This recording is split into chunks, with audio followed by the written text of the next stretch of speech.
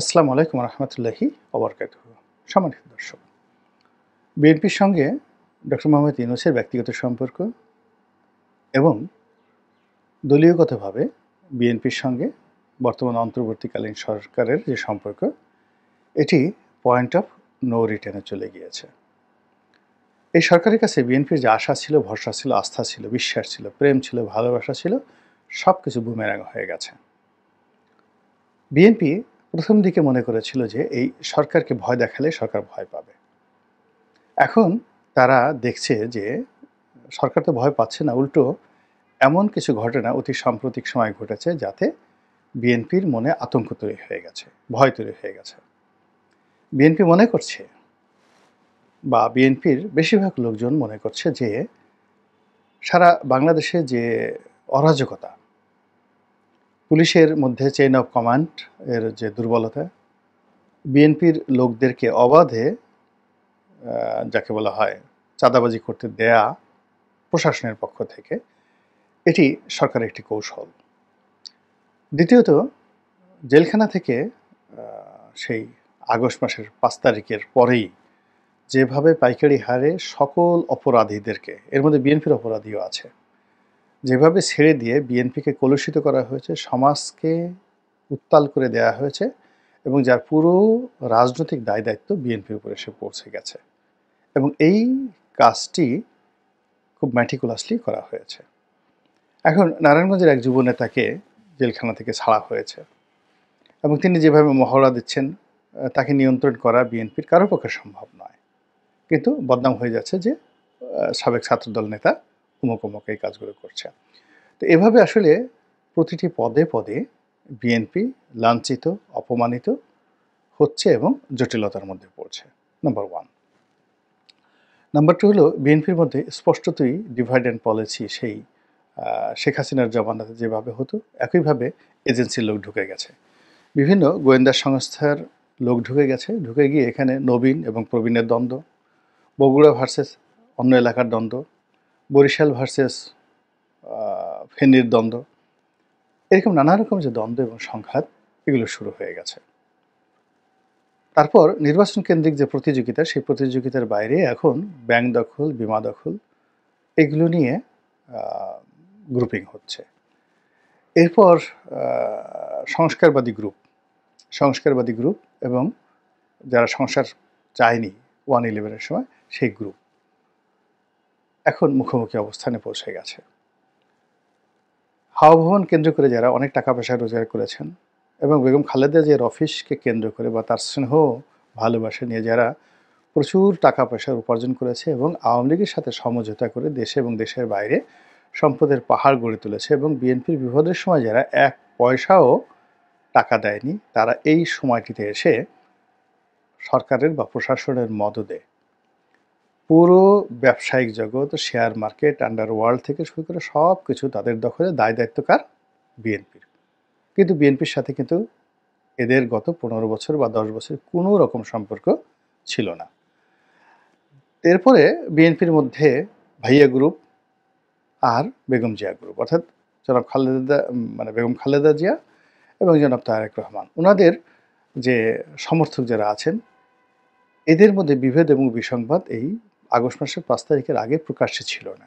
এই সময়টিতে বাংলাদেশের আনাচে কানাচে সিনিয়র জুনিয়র একটা দ্বন্দ্ব এবং সংঘাত তৈরি হয়ে গেছে, এবং সেখানে যেভাবে এজেন্সিগুলো এর সাথে জড়িত, এর সঙ্গে আরও অনেক যাকে বলা হয় জড়িত, ফলে গিয়ে বিএনপির জন্য রাজনীতি এখন একটা রীতিমতো ভয়ঙ্কর হয়ে পড়েছে।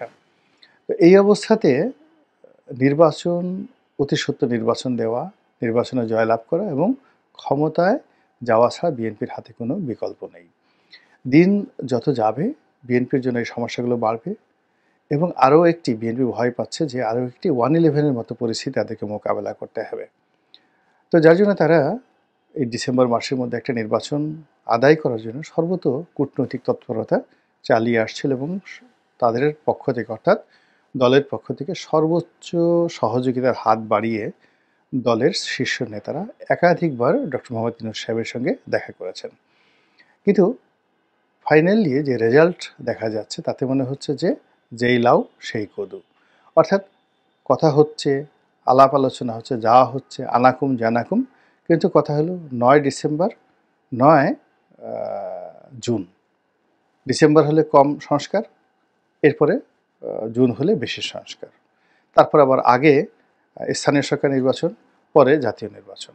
তারপরে আবার বলা হচ্ছে যে এখানে কনস্টিটিউশনাল অ্যাসেম্বলি তৈরি করার জন্য, অর্থাৎ সংবিধান সংশোধন করার জন্য একটা নির্বাচন হবে আগে, এবং তারা একটা সংবিধান তৈরি করবে এবং সেই সংবিধানে সবাই স্বাক্ষর করবে।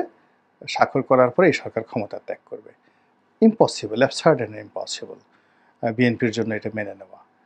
এরপরে যেটা বলা হচ্ছে সেটা হলো একেবারে ডক্টর মোহাম্মদ ইউনূসের পক্ষ থেকে যে আগে জুলাই চার্টার হবে। এখন জুলাই চার্টার যারা তৈরি করবে, সেই জুলাই চার্টারে রাজনৈতিক দলগুলো স্বাক্ষর করবে এবং ওটাই বিপ্লবী সরকার হিসেবে তাদেরকে বৈধতা দিবে, তাদেরকে সেফ এক্সিট দেবে, এবং সেই জুলাই চার্টার নিয়েই এখন সবচেয়ে বড় ঝামেলাটা তৈরি হতে যাচ্ছে। ফলে বিএনপি মূলত মানে ১লা মে অর্থাৎ শ্রমিক দিবসকে কেন্দ্র করে বিশাল জনসভা করেছে, এবং মানে এই ১লা মেতে সারা ঢাকার যে শাহবাগ থেকে শুরু করে পল্টন মোড় পর্যন্ত, পুরানা পল্টন মোড় থেকে একেবারে বিজয়নগর হয়ে তারপরে শেষে নয়াপল্টন হয়ে কাকরাইল থেকে একেবারে সোজা সেই ফকিরাপুল মোড় পর্যন্ত লোকে লোকারণ্য ছিল পুরো সকাল। একটা গাড়ি ঘোড়াও সেখানে চলতে পারেনি। তো এখানে কেবলমাত্র বিএনপি নামেনি, এখানে আওয়ামী লীগের লোক নেমেছে, এখানে সমস্ত শ্রমিক সংগঠনগুলো নেমেছে, আরও অনেক অদৃশ্য শক্তি নেমেছে। এটা ডক্টর মোহাম্মদ ইউনূসেরকে একটা রেড সিগন্যাল দেওয়া যে আমরা রাস্তায় নামতে যাচ্ছি। এই হলো এক। দ্বিতীয়ত হলো যে বিএনপি বুঝতে পারছে যে অতি সম্প্রতি কয়েকজন সেনা কর্মকর্তা, তারপরে শেষে একজন উপদেষ্টা এবং বেশ কিছু সরকারি কর্মকর্তা যে কথাগুলো বলেছে যা বিএনপির ঘুম হারাম করে দিয়েছে। সেই কথাগুলো হলো যে এই গত কয়েক মাসে যারা মব করেছে, যারা মামলার নামে মামলাবাজি করেছে, যারা চাঁদাবাজি করেছে, তাদের হালনাগাদ তথ্য তাদের হাতে রয়েছে। তারা যে কোনো সময় এদের বিরুদ্ধে অ্যাকশনে নামবে। বোঝার চেষ্টা করুন, যদি চাঁদাবাজদেরকে ধরা হয়, তারপরে যারা ভুয়া মামলা করেছে তাদেরকে ধরা হয়, যারা মব সৃষ্টি করেছে তাদেরকে ধরা হয়, তাহলে সারা বাংলাদেশে বেশিরভাগ ক্ষেত্রে বিএনপির নেতাকর্মীরা বিপদে পড়বে, এবং এটা অনেকটা হবে এই অপারেশন ক্লিন হার্টের মতো। এবং সেই অপারেশন ক্লিন হার্ট হলে বিএনপি আর জিন্দিগিতে তাদের অবস্থা মুসলিম লীগের মতো হবে।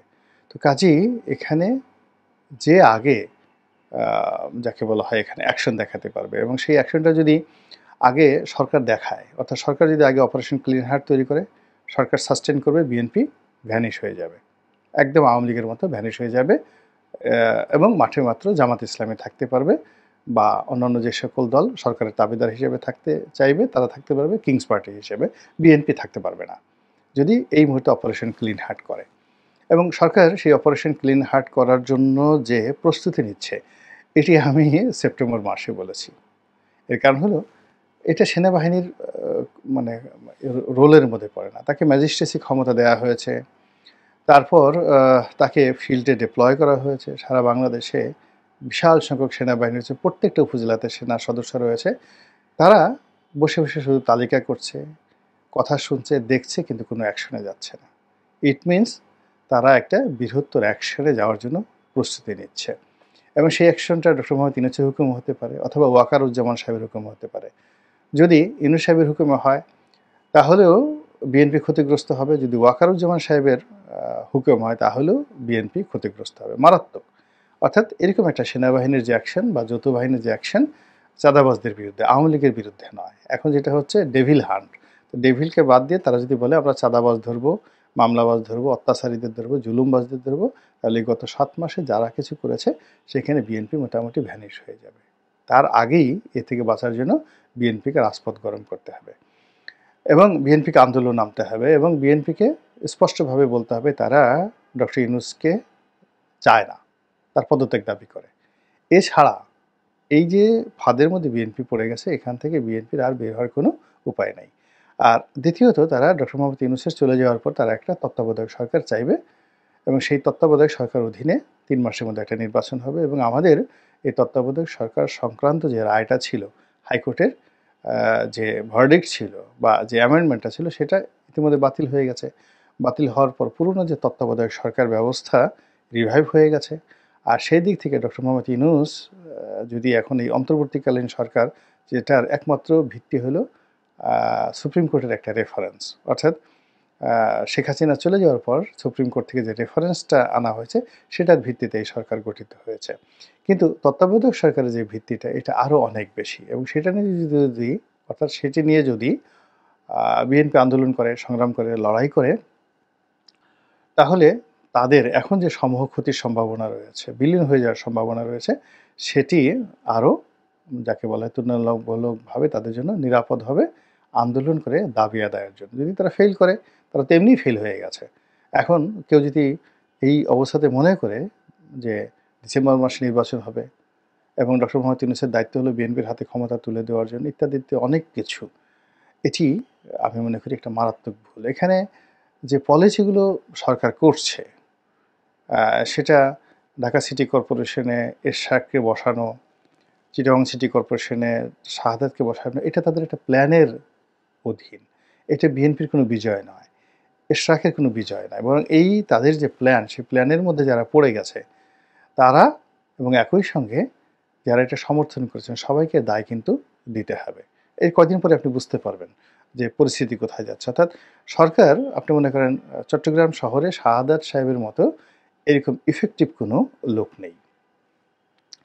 তো তাকে যদি সরকার বগলদাবা করতে পারে, চট্টগ্রাম শহরে দেখা গেল কোনো আন্দোলন সংগ্রাম বিএনপি করতে পারবে না। এখন যারা আছে তারা চাঁদাবাজি করতে পারবে, লড়াই করতে পারবে, সংগ্রাম মানে চাঁদাবাজি করতে পারবে, অন্তর্দ্বন্দ্ব, কলহ, বিবাদ ইত্যাদি করতে পারবে, কিন্তু মাঠে রাজনীতি করতে হলে ডক্টর শাহাদাতকে লাগবে। এখন তিনি তো মেয়রগিরি করছেন। যদি তাকে এই মেয়র থেকে বাদ দেয়, এটা তো মন্ত্রণালয়ের 1 মিনিটের ব্যাপার। আদালত তাকে দিয়েছে ভালো কথা, কিন্তু তাকে যদি বাদ দিতে হয়, যেটা ধরেন আরিফ সাহেবের ক্ষেত্রে ঘটেছে, কুমিল্লার সাক্কু সাহেবের ক্ষেত্রে ঘটেছে, আওয়ামী লীগ তাদের জীবনটাকে শেষ করে দিয়েছে। এবং সিলেটে এবং কুমিল্লাতে পুরো আওয়ামী লীগ যেভাবে তাদের এই পলিসি প্রয়োগ করে বিএনপি সর্বনাশ ঘটিয়েছে, সাক্কু সাহেব, আরিফুল হক সাহেবদের জীবন তছনছ করে দিয়েছে, তাদের রাজনৈতিক ক্যারিয়ার শেষ করে দিয়েছে, ঠিক একই পলিসি, দ্য সেম পলিসি এখন তারা অ্যাডপ্ট করেছে। এবং এটা নিয়ে বিএনপির আনন্দিত হওয়ার বা উল্লসিত হওয়ার কোনো কারণ নেই, কোনো কারণ নেই। এবং এই যে এখন দেখেন মেয়র হওয়ার জন্য সরমুনাই পীর সাহেব চেষ্টা করছেন, তিনিও বিপদে পড়বেন। তিনি যদি ওখানে পেয়েও যান রায়, ওখানে যদি যাকে বলে বসেন, আলটিমেটলি তার অনেক ক্ষতি হয়ে যাবে, যেটা তিনি কল্পনাও করতে পারছেন না। তো এই জিনিসগুলো সরকার স্বাভাবিক অবস্থায় নেই, তারা পলিটিক্স করা শুরু করে দিয়েছে এবং সকলের সঙ্গে তারা পলিটিক্স করছে। এখন সেই পলিটিক্সের জবাব যদি বিএনপি পলিটিক্স দিয়ে দিতে না পারে, তাহলে যা হবার তাই হবে। এখন সেটা কি হবে, সময় আসলেই বোঝা যাবে। আল্লাহ আমাদের সবাইকে হেদায়েত দান করুন এবং হেফাজত করুন। আসসালামু আলাইকুম ওয়া রাহমাতুল্লাহি ওয়া বারাকাতুহু। প্রিয় দর্শক, এতক্ষণ আমরা ওনার কথাগুলো শুনলাম। উনি বিভিন্ন বিষয়গুলো নিয়ে কথা বললেন, যেখানে আমাদের ইন্টার গভর্নমেন্টের প্রধান, পাশাপাশি আমাদের বড় রাজনৈতিক দলগুলো এখানে সম্পৃক্ত ছিল ওনার কথার মধ্যে। এবং তাদের এই বড় রাজনৈতিক দলগুলোর মধ্যে যে এখন যে সমস্যা তারা ফিল করছে, এবং যেটা ইন্টার গভর্নমেন্টের সাথে বিভিন্ন বিষয়ে তাদের যে মতবিরোধ, এই বিষয়গুলো নিয়ে ব্যাখ্যা করলেন। এবং বিএনপি ভবিষ্যৎ রাজনীতি এবং ভবিষ্যৎ প্রেক্ষাপটে তারা কি করবে এবং দেশের রাজনীতিতে কিভাবে তারা প্রভাব খাটাবে, এই বিষয়গুলো ওনাদেরকে সতর্কমূলক ভাবে বললেন। এবং সেই জায়গায় ইন্টার গভর্নমেন্ট তাদের দক্ষতার পরিচয় দিয়ে দেশকে সামনে নিয়ে এগিয়ে নিয়ে যাওয়ার পাশাপাশি জনগণের যে একটা আশা, সুন্দর নিরপেক্ষ একটি নির্বাচনের ব্যবস্থা করা এবং আইন শৃঙ্খলার পাশাপাশি অন্য ব্যবস্থাপনার যে সমস্যাগুলো রয়ে গেছে, এই সমস্যাগুলো সমাধানের ক্ষেত্রে তাদেরকে যে দায়িত্ব দেওয়া হচ্ছে এটি সঠিকভাবে পালন করা এবং অতি শর্ট টাইমে এই জিনিসগুলো, আইনের বিভিন্ন বিষয়গুলো সমাধান করার মাধ্যমে যারা ভবিষ্যৎ রাজনীতিক আরো সুন্দর এবং অনেক ভালো একটি পরিবেশ তারা দিতে পারে, সে আশা আমাদের ওনাদের কাছে থাকবে।